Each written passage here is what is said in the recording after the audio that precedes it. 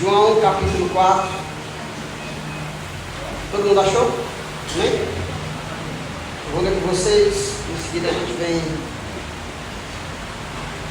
Vamos ler. O texto diz assim: os fariseus ouviram falar que Jesus estava fazendo e batizando mais discípulos do que João, embora não fosse Jesus quem batizasse, mas os seus discípulos.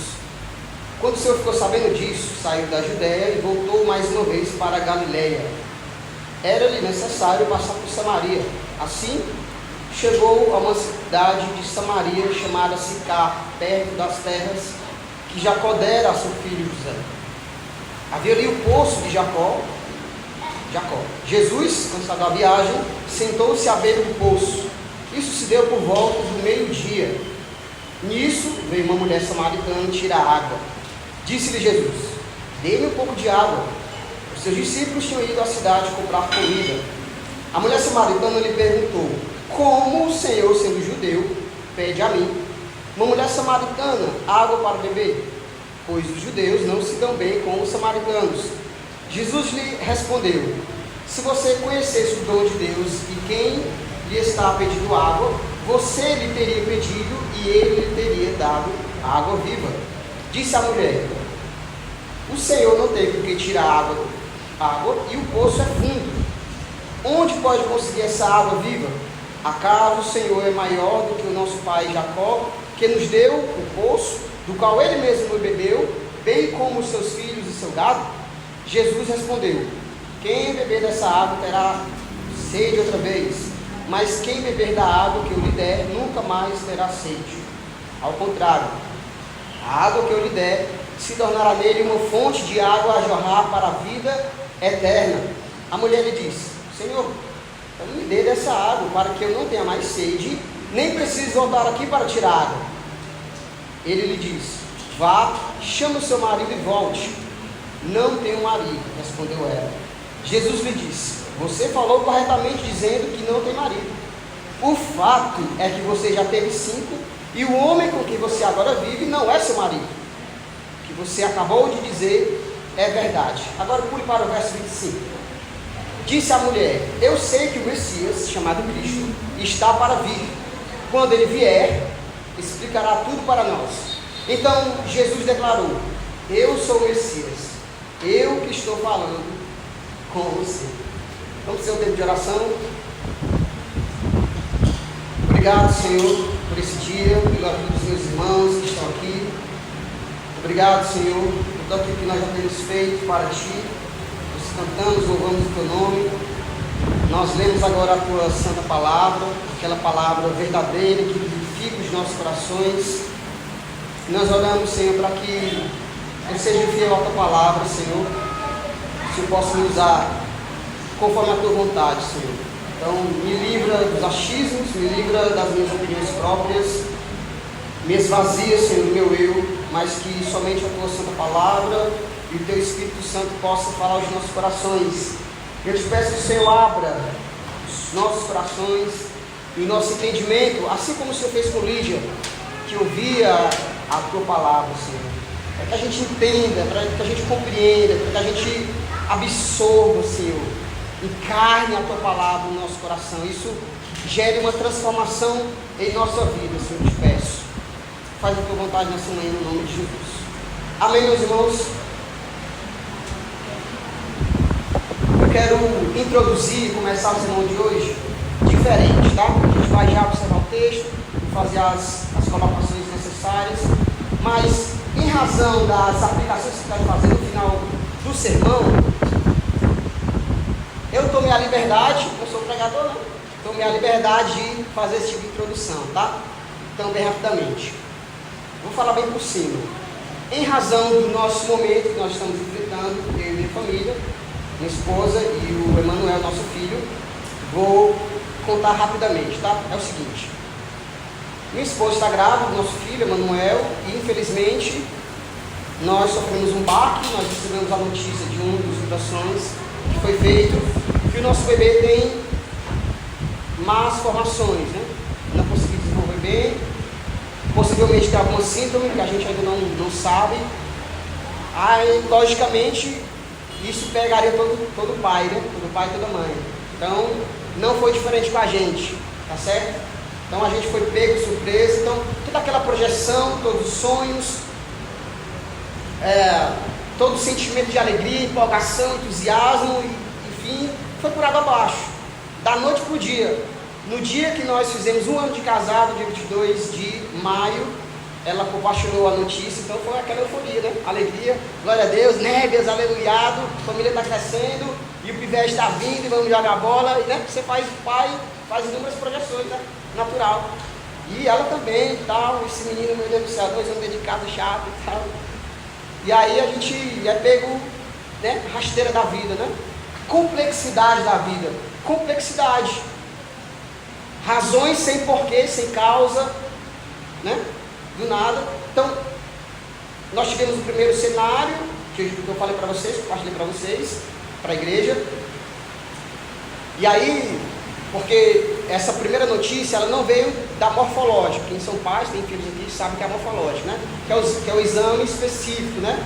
Para ver como é que está o desenvolvimento. Então, não era morfológica, era um exame de rotina, ultrassom. Então, a gente recebemos o baque, só que nessa primeira etapa não nos faltou fé, irmãos. Então a gente tinha fé para crer que o Senhor era bom e o Senhor podia curar nosso filho, como a gente ainda crê. Só que a gente orou, chorou, implorou e mobilizou pessoas, a Pâmela fez um vídeo, e muita gente orando, chorando e fazendo campanha por nós, que a gente não crê nisso, e tal, e tudo certo, joia. Quando foi na morfológica, dia 2 de setembro, aí o show desaba mesmo, porque aí, além das notícias que nós recebemos, da encefalocele, da microftalmia, foi conhecido ali na morfológica, ele tinha mais outras malformações. Aí, meus irmãos, resumindo esse começo, fé nós tínhamos, mas como que lida com isso? Como que lida com essa situação? Então, meus irmãos, aí eu entendi. Orei, chorei, implorei ao Senhor, o Senhor não quis curar. Ok. Só que, meus irmãos, nós somos humanos, seres humanos. Aí nós endoidamos a cabeça. Endoidamos a cabeça mesmo. Então, o sentimento de tristeza, sensação de abandono. Eita, Jesus.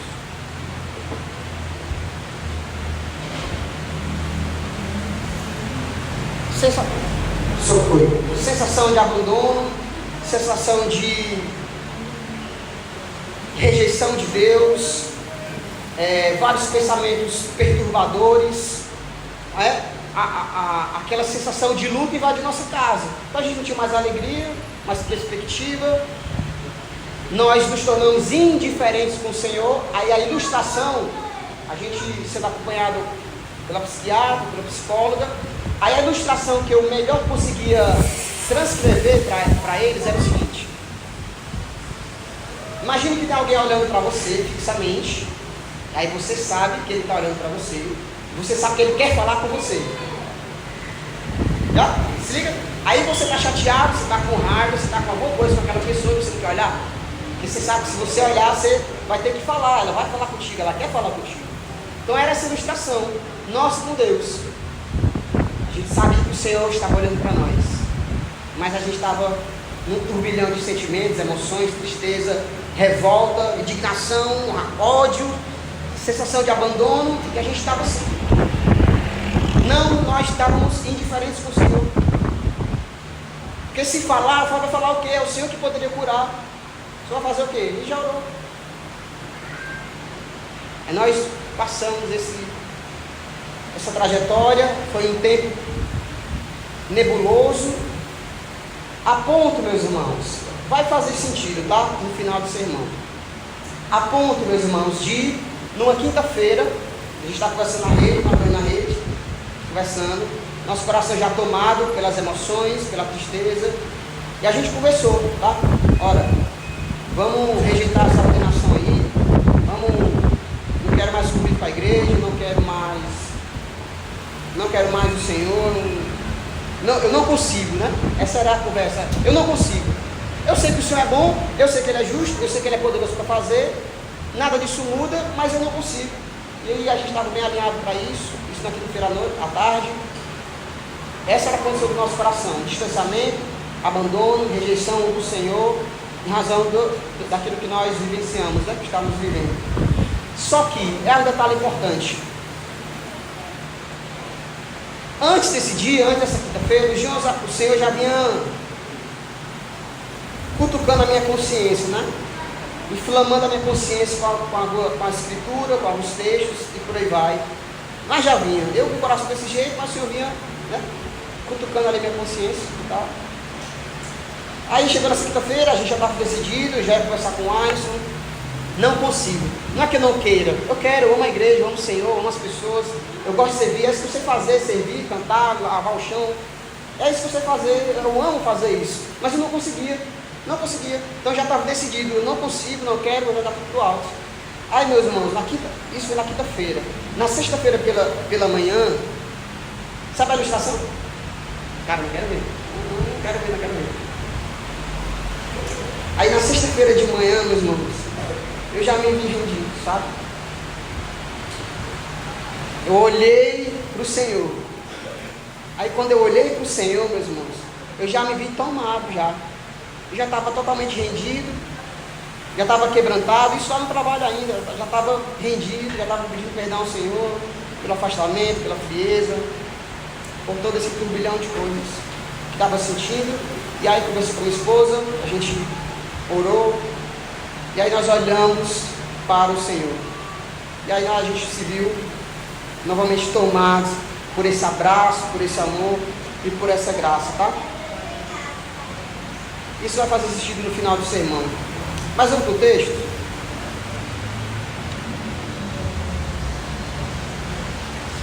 A história da mulher samaritana é uma das mais conhecidas mundo afora, né? De uma profundidade imensa e rica em muitas lições. Eu creio que até quem não é crente, até quem não é cristão, conhece a história da mulher samaritana. Ah, eu sei a mulher lá do poço, e aí Jesus fala para ela. Então é uma história bastante conhecida. Que nessa história existe uma rivalidade existente, que eu também creio que até quem não é crente sabe dessa rivalidade entre judeus e samaritanos, sim ou não? Todo mundo sabe, né? Existe uma rivalidade, uma tensão histórica, religiosa, que eles não se batem de jeito nenhum, que são os judeus e os samaritanos. Aí você pode se perguntar assim, ó, tá, mas eu sei que existe uma rivalidade, existe uma treta grande entre eles, mas começou aonde? Por que existe essa rivalidade? O que levou eles a terem essa indiferença um com o outro? Rapidamente eu trouxe 3 características dessa relação que vai fazer sentido, que é importante você conhecer, tá? Então, se você tiver papel e caneta ou no celular mesmo, você pode anotar. 3 características que levam essa rivalidade entre um. A primeira delas que eu trouxe são razões étnicas. Quando os assírios tomam o reino do norte, Israel, reino do norte, reino do sul, Judá. Quando os assírios tomam Israel, eles exilam muitos israelitas, manda embora, manda para fora. Então essa lacuna de civilização, eles completam com povos de outras nações, de outras culturas. Então esses povos são acrescentados para compensar, digamos assim, essa lacuna, esse exilamento dos israelitas. Então a partir daí é que nascem os samaritanos, dessa miscigenação de povos. Então o que os israelitas, o que os judeus concluíram? Em razão dessa miscigenação, dessa confusão de culturas, desses casamentos, desses relacionamentos, o que eles concluíram? Os samaritanos são povos indignos, eles são povos infiéis, não merecem dignidade. Essa é a primeira razão étnica. Não merecem. Fizeram lá a bagunça deles, não honraram o nome de Deus, se misturaram, se deram em casamento com outros povos, outras culturas, bagunçaram tudo. Primeira razão étnica é essa. Uma segunda característica dessa rivalidade é: os samaritanos, eles só creem na Torá. Então, eles só entendem como palavra de Deus o Pentateuco. Até lá, Deuteronômio, se não me falha a memória, é isso? Deuteronômio? Deuteronômio. Todos os escritos dos profetas e os demais escritos, eles rejeitam, contrariando assim, obviamente, a cultura, a teologia e a espiritualidade dos judeus. Então essa é uma segunda característica forte nessa rivalidade. Pô, como é que os caras registram todo o restante? Os profetas, uma série de coisas. Mas eles só consideravam o Pentateuco. E uma terceira e última característica, a gente encontra no texto mesmo. Embora a gente não vá ler ele, e a gente não leu, né? Uma terceira característica existe uma divergência no lugar geográfico de adoração. A gente tem isso claramente no texto. Para os samaritanos, o lugar de adoração era em Gerizim, um monte de Samaria. Tanto é que eles constroem um templo em Samaria. Então, para os samaritanos, qual o lugar de adoração? Gerizim. Não, aqui é que a gente adora a Deus. Aqui é que o Senhor é honrado, é louvado. Então, geograficamente, aqui é o lugar. E os judeus, como a gente sabe, eram em Jerusalém, no Monte Sião. Então, uma terceira característica que fundamenta essa rivalidade. Isso é importante demais para a gente. Por quê? Porque no decorrer da narrativa, a gente vai ver questões pontuais se desenvolvendo a partir dessa rivalidade. Então, que fique claro para você, existe quase uma aversão, uma rivalidade. Eles se tratavam meio que inimigos, uma aversão, era tipo quase um crime. Os judeus se relacionar, contatar, conversar com os samaritanos e vice-versa. Isso era tanto dos judeus para os samaritanos, quanto dos samaritanos para os judeus. Essa história linda da mulher samaritana, que é uma história linda, ela se inicia, na verdade, com uma mentira, é um boato. O ponto de partida é um boato. O texto de João narra que os fariseus ouviram falar que Jesus estava batizando mais discípulos que João.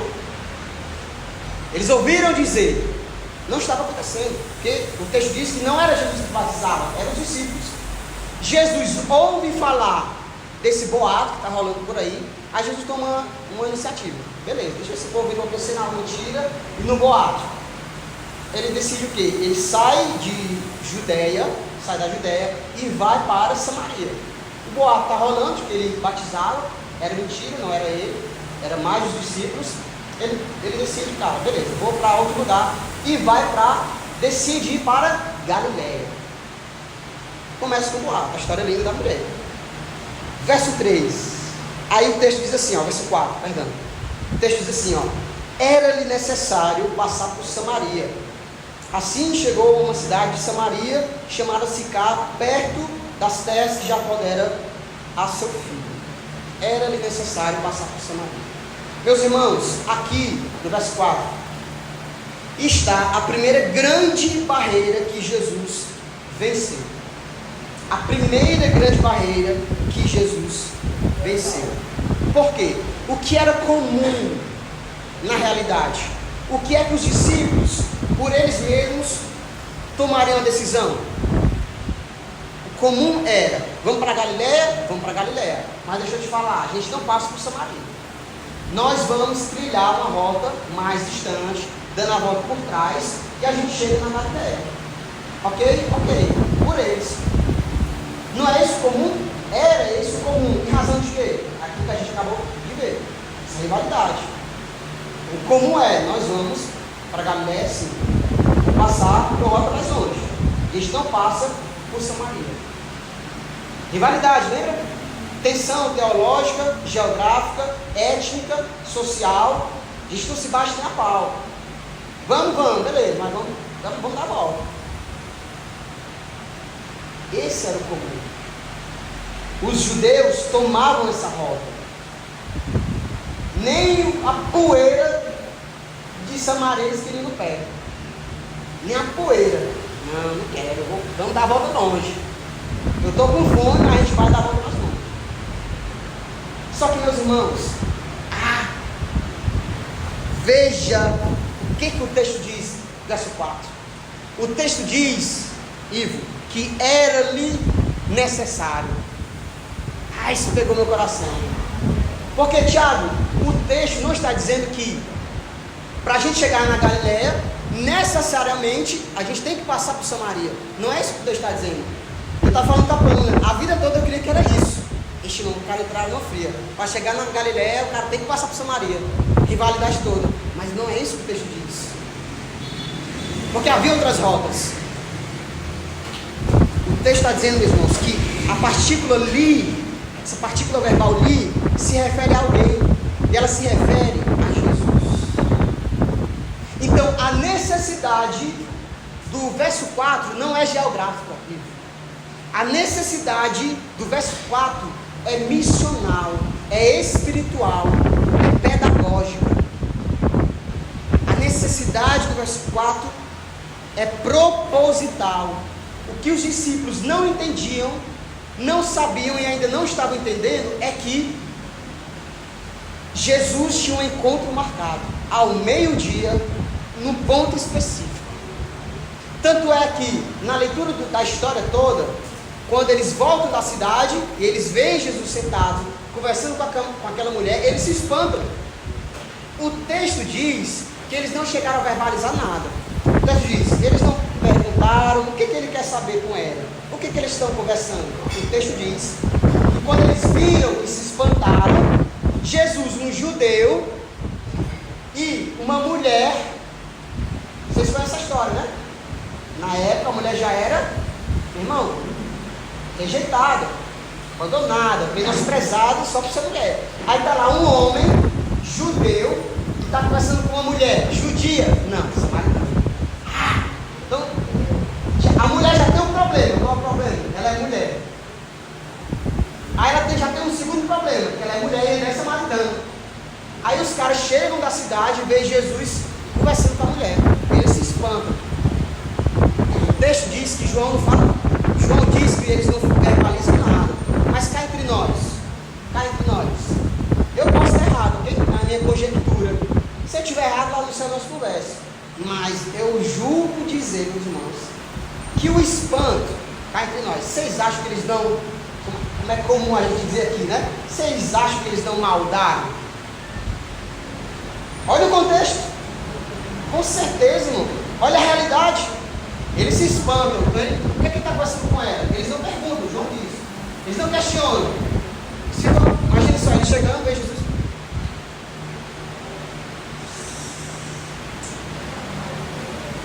Está dizendo nada, sim ou não? Está dizendo nada. Mas olha o coração.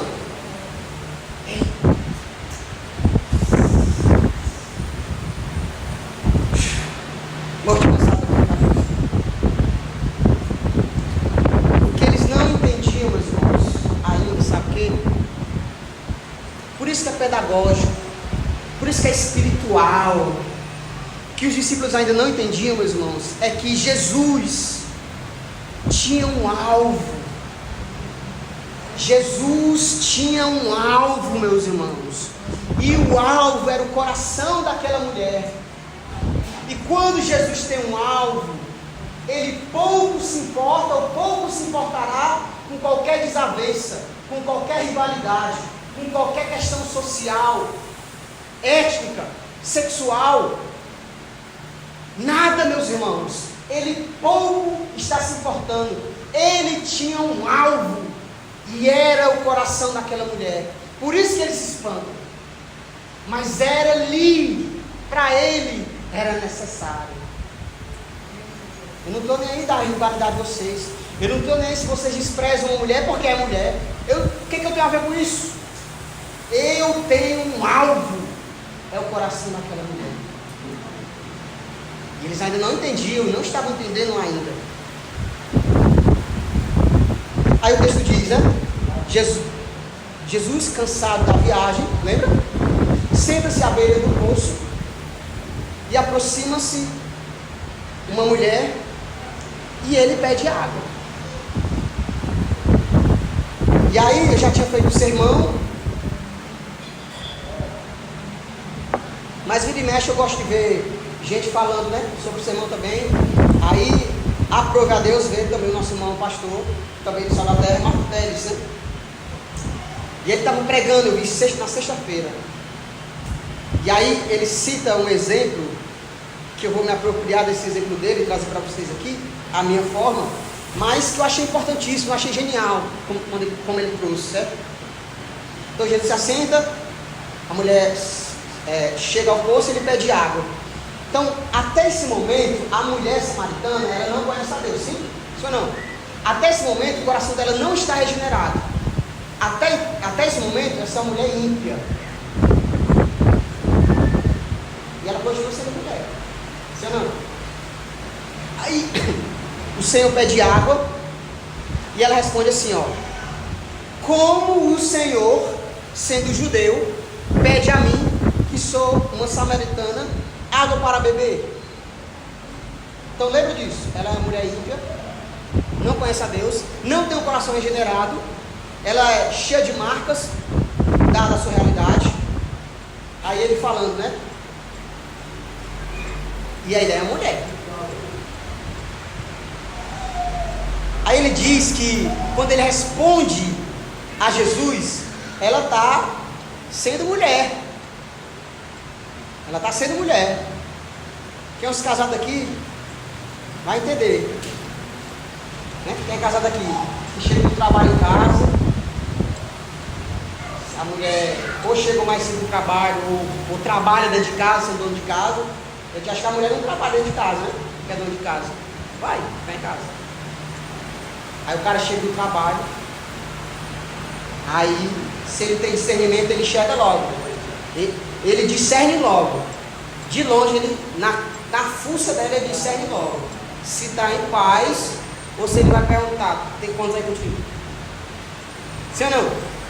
Pelo trejeito, ó. Você olha, você discerne logo. Aí 1001 perguntas você se faz. Meu Deus, o que foi que eu fiz? Eu paguei as contas ontem, aquela me pediu para me comprar alguma coisa, não lembrei. Você fica se perguntando, né? Meu Deus do céu, a cara que... Senhor, me ajuda, vai comigo, Senhor, vai abradando. Você discerne logo se a mulher está braba igual um diabo, ou se ela está na paz. Você discerne logo, você vê logo. Aí o Marco Teres falando, era tipo assim, ó: como tu, sendo judeu, me pede uma mulher, eu que sou samaritano? Assim, ó, indignada, revoltada, debochada. Ei, meu filho, você é judeu, eu sou samaritana. Como assim? Tu tá me pedindo água? Tu não se enxerga não? Tu tá perturbado das ideias? Eu sou samaritano e tu é judeu, cara. Veja o que Jesus responde, verso 10. Jesus lhes respondeu: se você conhecesse o dom de Deus e quem está lhe pedindo água, você lhe teria pedido e ele lhe teria dado água da vida.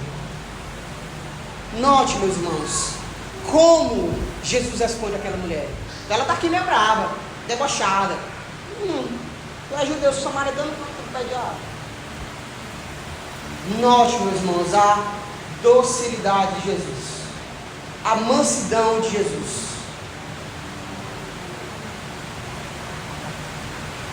Note a resposta amorosa e paciente de Jesus, meus irmãos. Ele diz assim, ó: mulher, se tu conhecesse o dom de Deus, mulher, e se tu soubesse quem é que está te pedindo água, era tu que pediria, e eu lhe daria água viva. Olha a docilidade de Jesus. Mas olha, a mulher está assim. Aí ela ainda não está entendendo, meus irmãos. Ela fala assim, ó: o Senhor não tem que tirar o poço, tirar a água do poço, porque é fundo, não tem nenhuma capacidade de água aí para puxar, nenhuma corda.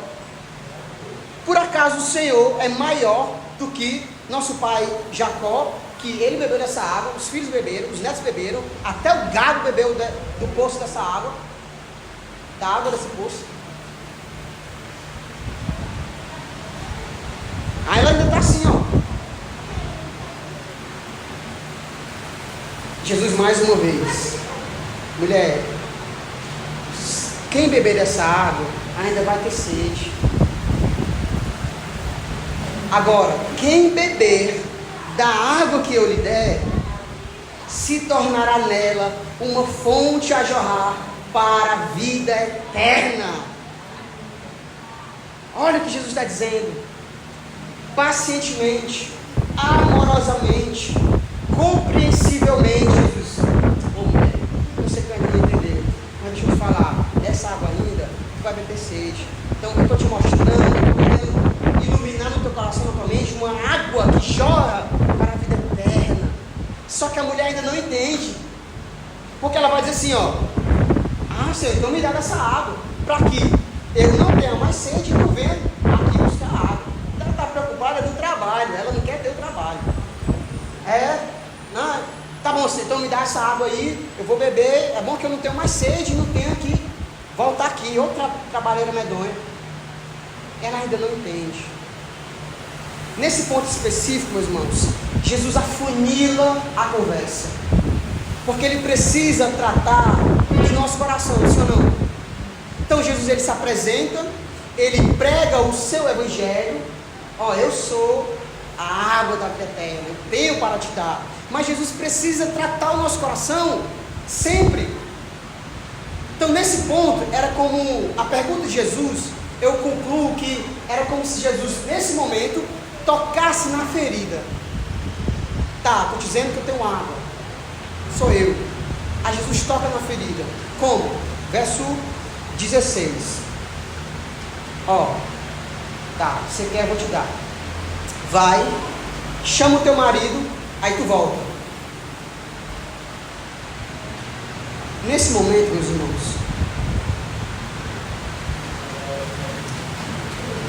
nesse momento eu imagino aquela mulher parando ao ouvir a pergunta de Jesus. Passe-se um filme em sua cabeça, passa um filme, respira fundo, porque ela está naqueles milésimos de segundo administrando, irmã Cleide, toda a sua história de abandono, de rejeição social, toda a tristeza, toda a vergonha que ela carrega, porque ao meio-dia não é hora de tirar água do poço. A hora de tirar água do poço são as primeiras horas da manhã. Então, muito provavelmente, ela vai tirar água do poço porque ela está envergonhada da sua história. A sociedade, só por ser mulher, já menospreza ela, e a sua história pessoal também a envergonha. Porque, vamos lá, aí eu imagino que Jesus toca na ferida, aí Jesus faz assim. Porque Jesus fala assim, ó: chama o teu marido. Aí ela respira fundo, passa um filme. Eu imagino que os olhos lacrimejem. Aí, meus irmãos, ó, da mais profunda sinceridade do coração dela, ela diz: não tem marido. Aí Jesus diz assim, ó: exatamente, você não tem marido, porque você teve 5 e o que tu tem agora ainda não é teu.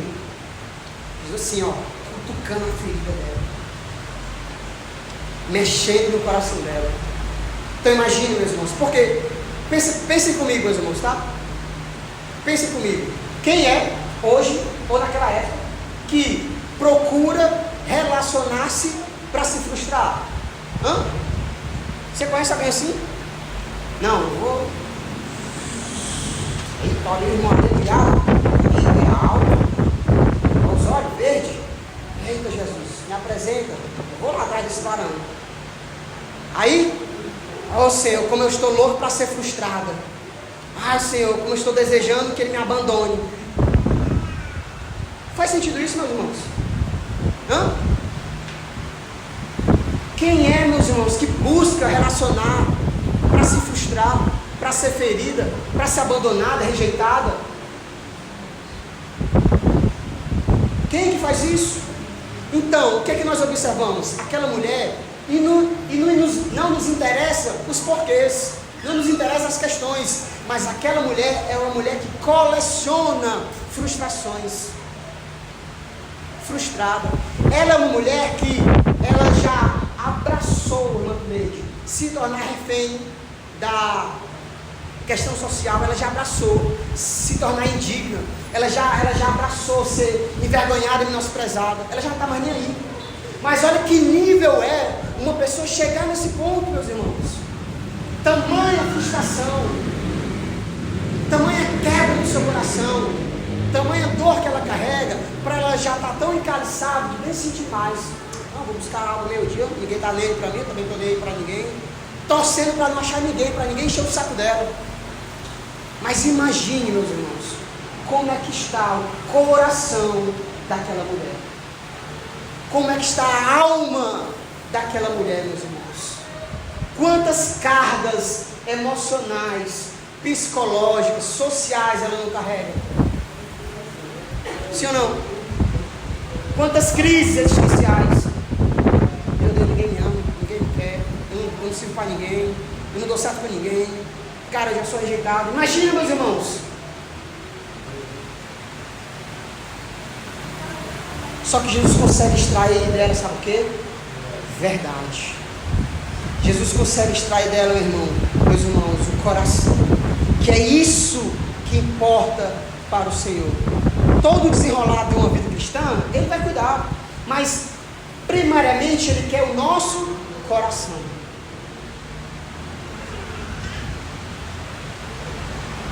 Verso 25 e 26.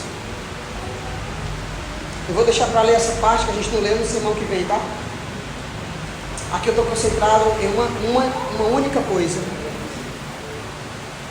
Aí ela diz assim, ó, verso 25: eu sei que o Messias, chamado Cristo, está para vir. Quando ele vier, explicará tudo para nós. Então ela está ciente que o Mestre vem, ele está ciente, ela está ciente.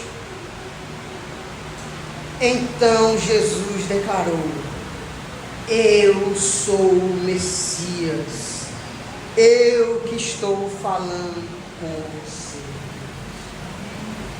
Então nós estamos de frente de uma situação, de uma história, de uma mulher totalmente quebrada, rejeitada, com inúmeras cargas em seu coração, em seu corpo, em sua vida, mas o que ela não sabia ainda, até Jesus se revelar, é que ela estava diante do próprio amor.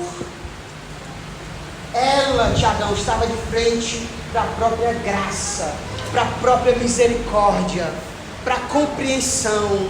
Ela estava diante daquele que ama, daquele que abraça, daquele que limpa as feridas. Aquela mulher, com todas as cargas, ela estava de frente. Quantas barreiras Jesus não venceu para se encontrar com aquela mulher despedaçada? Se fosse a gente, se fosse nós, meu irmão, deixa ela ir. Se fosse nós no poço, como por sendo judeu, samaritano, mulher, estou tentando te ajudar, tu não quer não? Oh meu Deus do céu, não tinha minha paciência não? Sim ou não? Nós temos fé para agir com a mesma doçura, com a mesma paciência, com a mesma misericórdia que o Senhor teve com aquela mulher. Temos fé para isso? Minha filha, eu estou te dizendo o caminho, é Jesus. Tu não quer não? Então não pede não. Minha paciência não, sai fora. Porque a gente é impaciente, que a gente quer que as coisas andem logo, que a gente quer plantar uma semente, quer que ela, no outro dia ela esteja fazendo a sombra que a gente quer, da calçada. Mulher, calma mulher, deixa eu te falar, eu tenho uma água, mas tu não tem nem como que tirar. Mulher, vai descer, paciência, a docilidade de Jesus. Já estou encerrando, tá, meus irmãos?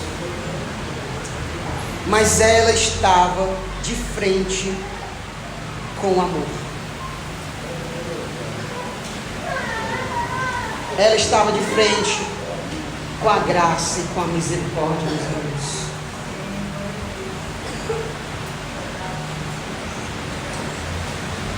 Aí eu pergunto para vocês: quantas barreiras o Senhor não precisou vencer para te encontrar?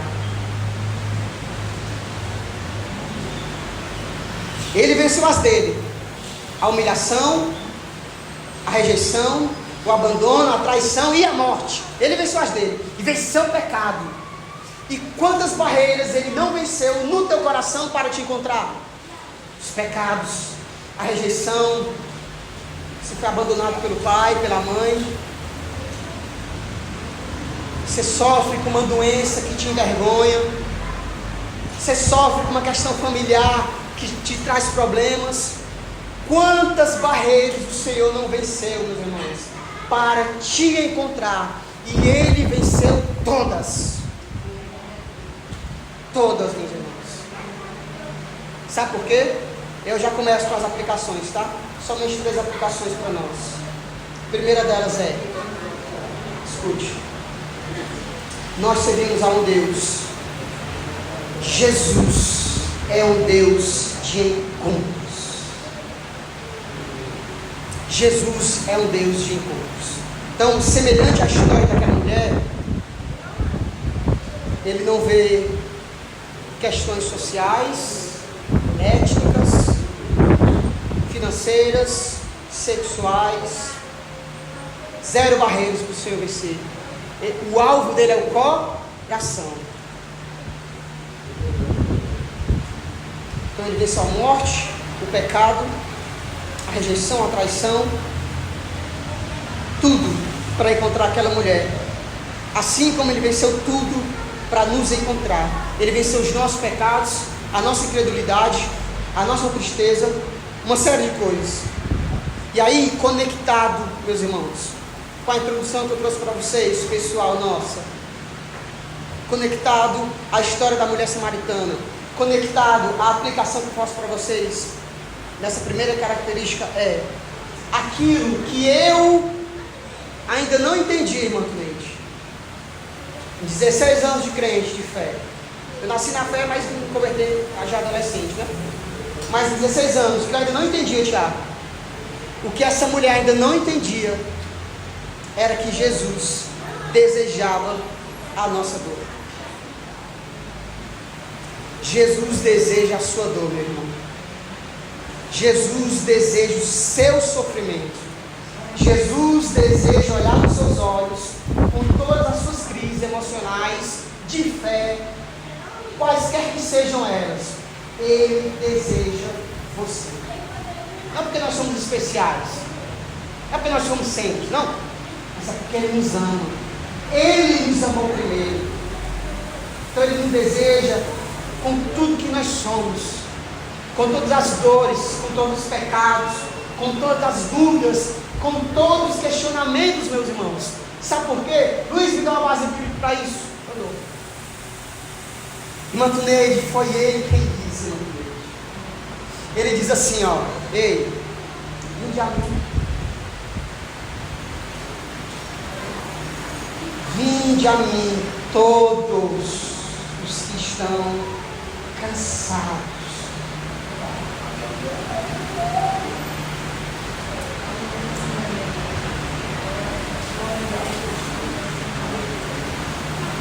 Mas ele vai além, meus irmãos. Ele diz assim, ó: você que está sobrecarregado.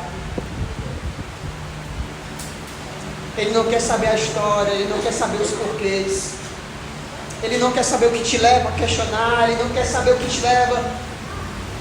Venham, que eu trarei alívio, que eu sou o abraço, que eu sou refúgio, que eu sou o amor gracioso, que limpa as feridas. É esse Jesus qual nós pregamos nessa manhã, que não olha para as barreiras. Ele diz: vinde a mim e eu vos aliviarei, meus irmãos.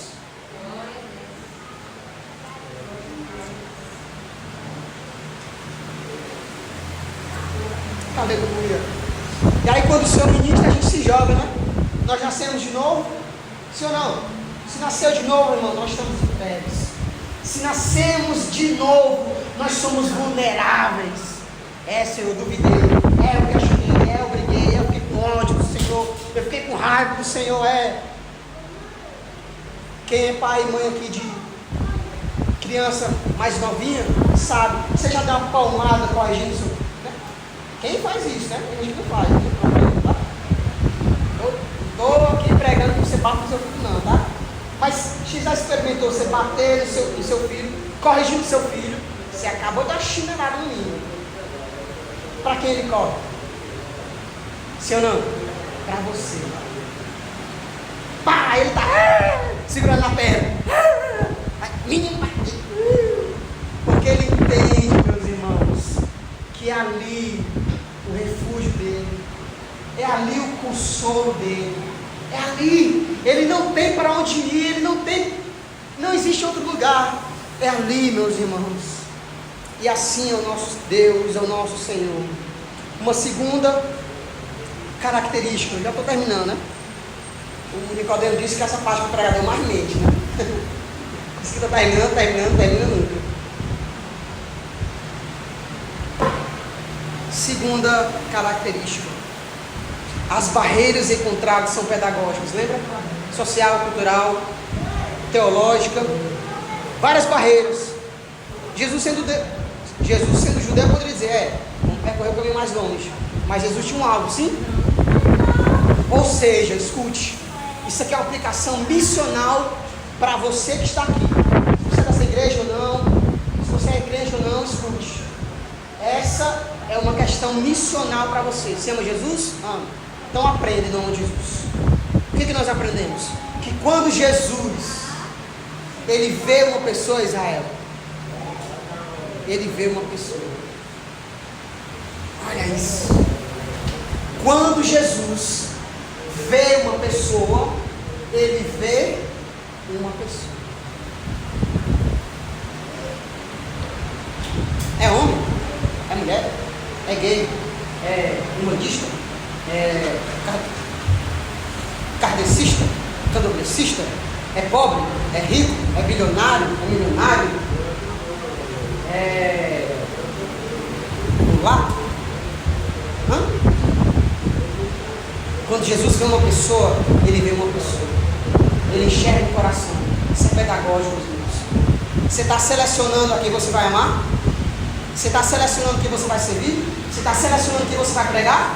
Olha o que nós aprendemos com Jesus. Não importa. O alvo é o coração dele. Eu não quero saber disso. Porque quando Jesus vê uma pessoa, ele vê uma pessoa. Nossa, como ela é doce. Nossa, como essa pessoa é amável. Vou pregar para ela. Não, aquele cara ali fala demais. É enérgico, é muito perturbado na cabeça. Não quero não. Deixa para lá. Quando Jesus vê uma pessoa, ele vê uma pessoa, meus irmãos. Terceiro e último. Um coração que se encontrou com Jesus. Você foi encontrado com Jesus? Amém? Um coração que se encontrou com Jesus, assim como aquela mulher, entrega-se a Ele. Não existe reserva, Silvio. Coração que encontrou Jesus, entrega-se a Ele. O salmista, no Salmo 16, verso 2, diz assim, Tu és o meu Senhor, não tenho bem nenhum além de Ti. Senhor, Tu és aquilo que eu tenho de mais importante em minha vida. Então, se nós conhecemos a Jesus, meus irmãos, nós nos entregamos tudo, nosso coração, nosso corpo, nossos olhos, nossa mente, nossas convicções. Nós rejeitamos qualquer pensamento contrário, nós rejeitamos nossa própria convicção pessoal, filosófica, porque Jesus disse, se Jesus dissesse para você, eu quero que você abandone tudo que você pensou até hoje que era certo, você está disposto a abandonar? Porque foi isso que Paulo fez. Cresceu na tradição teológica judaica, aí conheceu Jesus, feliz. Eu considero como besteira, para mim vale nada. Por quê? Porque conhecer Jesus, a graça de Jesus, o amor de Jesus era maior, era mais doce. O alvo do coração quebrado em pecados, cheio de cargas, cheio de correntes, importa mais do que qualquer condição teológica, do que qualquer filosofia, de qualquer condição de dificuldade que a gente alimenta. Então, em nome de Jesus, Jesus, ele é muita coisa, ele representa muita coisa, mas tudo que ele não é qualquer coisa. Você está salvo por amor. Ele te amou primeiro, ele te encontrou, assim como encontrou aquela mulher. Ele venceu todas as barreiras. E Ele te quer com todas as dificuldades, porque você já pertence a Ele. Então, em nome de Jesus, meus irmãos, não trate Jesus como um amuleto. Ele não é o seu amuleto religioso. Pelo amor de Deus, meus irmãos, Ele é tudo que você precisa. Honre-o em sua vida, adore-o em sua vida. Pare, meus irmãos, pare de vir à igreja como se você estivesse fazendo um favor para o Senhor.